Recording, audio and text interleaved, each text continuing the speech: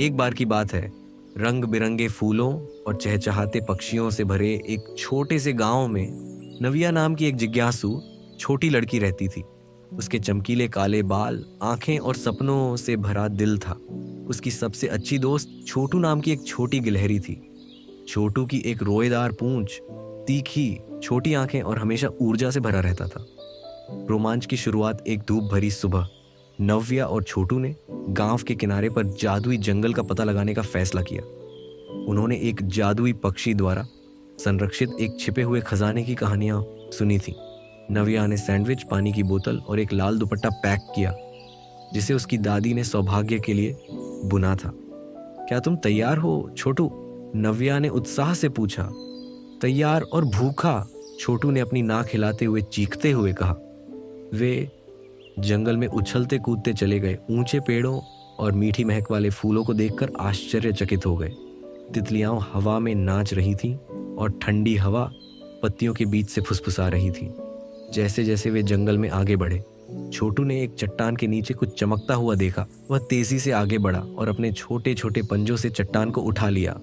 उसके नीचे एक पुराना मुड़ा हुआ नक्शा था। देखो नव्या, एक खजाने का नक्शा, छोटू ने कहा। उसकी आंखें चमक रही थीं। नव्या ने नक्शा जमीन पर फैला दिया।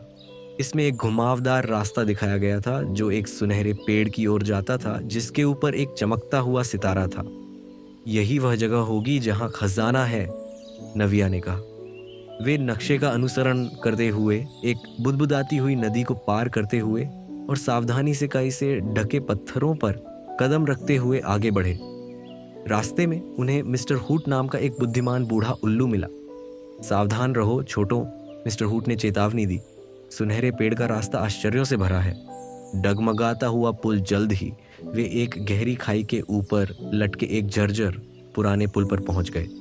मैं पहले जाऊंगा, छोटू ने बहादुरी से कहा और भागते हुए पुल पार कर गया। लेकिन आधे रास्ते में ही पुल हिलने लगा। रुको छोटू, नव्या चिल्लाई। वह कदम दर कदम आगे बढ़ती गई जब तक कि वह अपनी सहेली के पास नहीं पहुंच गई। साथ में उन्होंने सावधानी से संतुलन बनाए रखा और सुरक्षित रूप से दूसरी तरफ पहुंच गए। वह बहुत करीब था, छोटू ने कहा। उसका दिल धड़क रहा था।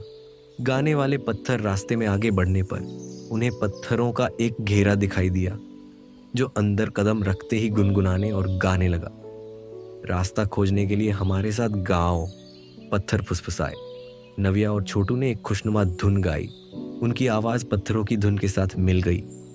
अचानक उनके नीचे की जमीन चमक उठी और एक नया रास्ता दिखाई दिया। सुनहरा पेड़। आखिरकार वे सुनहरे पेड़ पर पहुंच गए।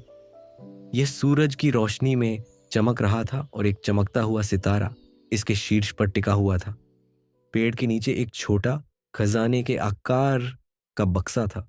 नव्या ने इसे सावधानी से खोला।